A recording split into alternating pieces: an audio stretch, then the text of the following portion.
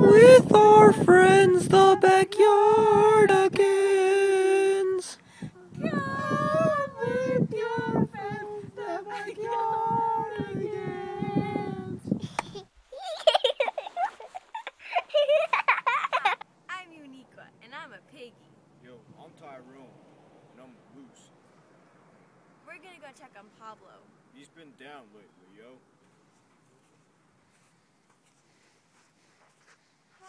Pablo, what's wrong? You've been so sad lately. Well, I found out my dad is having an affair with Nancy Pelosi. Nancy Pelosi, who is that? Nancy Pelosi, she's the Speaker of the House. We have to go to Washington. Oh, my Aunt Laquifa lives in Washington. Pablo, why don't we all take a trip to Washington House and find this Nancy Pelosi woman that's been having an affair with your dad? That sounds like a pretty good idea. I would love to find this lady. Okay, then we're gonna have to come up with a plan. Okay, you guys. You guys. We gotta go to Washington, D.C. Sure. But is there any background information we didn't know first? Well, we need to know that the framers of the United States Constitution created a bicameral Congress consisting of a House of Representatives and a Senate. The two houses of Congress have different characters, and we need to figure out where Nancy Pelosi stands in all this. Yeah. We also need to know the historical experience of this, right? The framers of the Constitution were intimately familiar with the British system of government. That's where we get all our stuff from, okay? Okay, also, the bicameral Congress came from the Connecticut Compromise. There was the Virginia Plan. Tell us about that Virginia Plan. The Virginia Plan wanted representation based on state population now. Like my great-great-great-great-great-great-great-great-grandparents were slaves. Virginia had a large population. Now tell us about the New Jersey Plan. The New Jersey Plan. Well, in the New Jersey Plan, it was the smallest states. Anyways, and they wanted representation equally. They thought that even though they were small, they should still be heard. So they wanted equal representation. So tell us about the Connecticut Compromise, Pablo. Well, as far as I know, in the Connecticut Compromise, in the House of Representatives, they made it based on the state population, but in the Senate, it was all equal representation. So it's like the best of both worlds. Well, You get the best.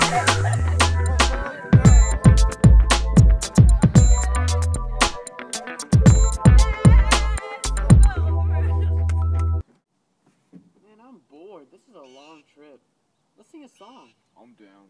Federalism. Federalism. Federalism. Federalism. Federalism. Federalism. Federalism. Fragmented power. Fragmented power. Fragmented power. Fragmented power. Dude, what are you doing? Get off. Power. Fragmented power. Fragmented power. So is this your house? Yeah, I think this is the Nancy Pelosi's house. The woman that's been hooking up with your dad. I'm kind of nervous. It's okay. It's okay, Pablo. We got your back. Let's walk in. Let's do this. All right. Wait.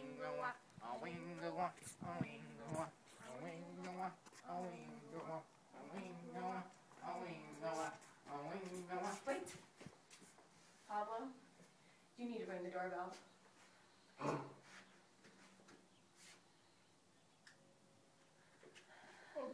Oh God.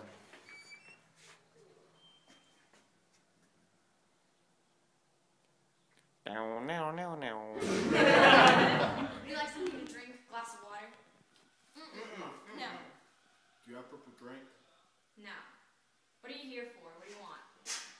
You have taken my dad's heart away. Oh no. Well, what do you want in return for that? What can I do? How about I teach you guys about Congress? That'll make everything better. Awesome! We're gonna learn about Congress. Whoa! John Boehner's about to take my spot. Isn't it boner? Because rural areas dominated many state legislatures, congressional districts often favored less populous rural areas of a state. Westbury versus Sanders, 1964, set forth the principle of one person, one vote in drawing congressional districts. The case triggered widespread redistricting that gave cities and suburbs greater representation in Congress. Supreme Court decisions have placed the following limitations on congressional redistricting. Districts must be equally populated, must be compact, lines must be contiguous or connected. Redistricting cannot dilute minority voting strength. District lines cannot be drawn based solely on race. However, race can be on a variety of factors that are considered.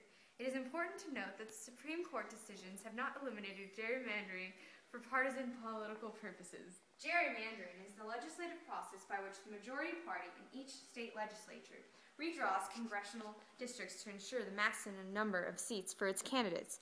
Gerrymandering has the following consequences. It protects incumbents and discourages challengers, strengthens the majority party while weakening the opposition party. It increases or decreases minority representation. You have a representative and a senator, and they'll tell you the difference in Congress.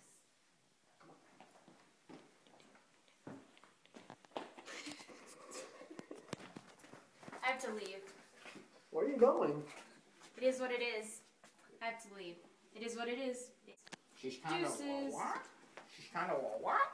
Witch. She's kind of a witch. So, Mr. Boehner. It's boner. Sorry. Can you tell us a little bit about the House of Representatives? Yeah, sure. There are 435 members, and there's 2-year terms for each person. And a representative must be at least 25 years old, an American citizen for 7 years, and a resident of the state from which he or she is elected. Now, we have special powers, and we can initiate revenue bills, bring charges of impeachment against the president, vice president, and all civil officers of the United States. We can choose the president when the electoral college is deadlocked. So, sorry. Nice to meet you. Can you tell us a little bit about the Senate? Alright, well, in the Senate there are 100 members, 2 from each state. Obviously we have 50 states, it's 100 senators total. We have 6-year terms, so it's nice little time you get in there. The senator must be at least 30 years old, an American citizen for 9 years, and a resident of the state from which he or she is elected. We do have some special powers. We ratify treaties negotiated by the president. We possess the sole power to try or judge impeachment cases. We confirm judicial appointments, including United States attorneys, federal judges, and United States Supreme Court justices. And we confirm executive appointments, including cabinet heads, the director of the FBI, and the U.S. Attorney General. Awesome. Thank you. So, which one's cooler? Which one's better to be on? Which one's better? Senate. No, I think he means the House of Representatives. No, I mean Senate. There are 435 members. Senate. Of the Senate. House of Senate. Representatives. Senate, boy. Fight. Boner!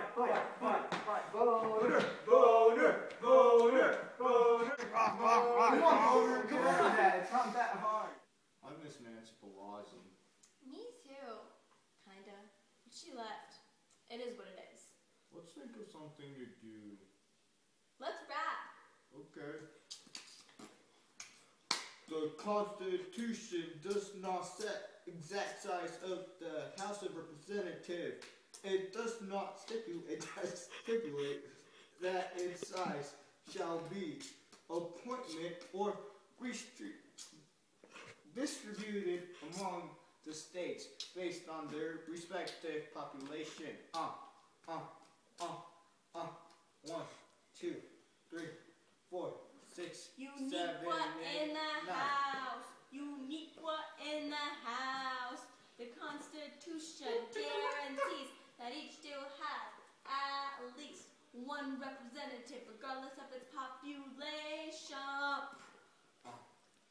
7 states currently have just 1 seat in the House, in the House, in the House, in the House. Uniqua and Tyrone out.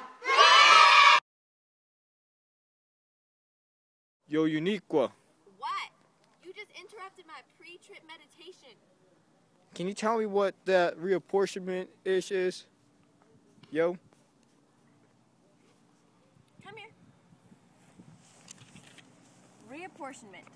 The Constitution directs Congress to reapportion House seats after a census taken at 10-year intervals. As the population of the United States increased, so did the number of representatives in the House. By 1929, the House had grown to 435 seats. The Reapportionment Act of 1929, I repeat, the Reapportionment Act of 1929 set the permanent size of the House of 435 members. As a result, each seat now represents an average of 700,000 people. I repeat, 700,000 people.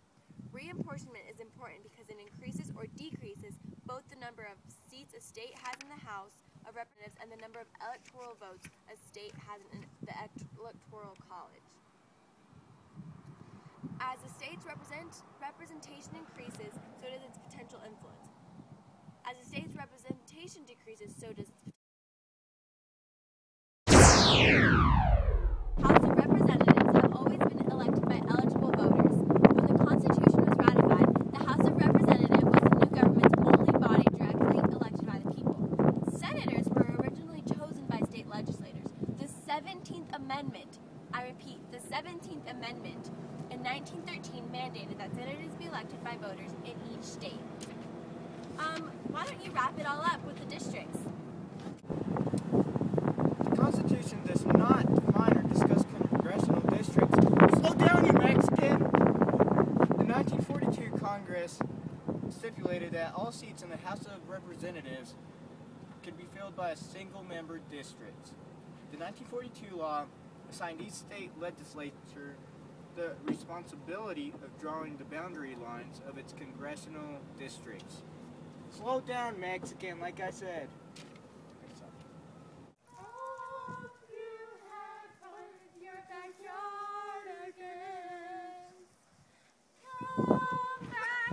Get off of me, you long creep. We've got the whole wide world in our backyard to explore. Come with your friends, the backyard.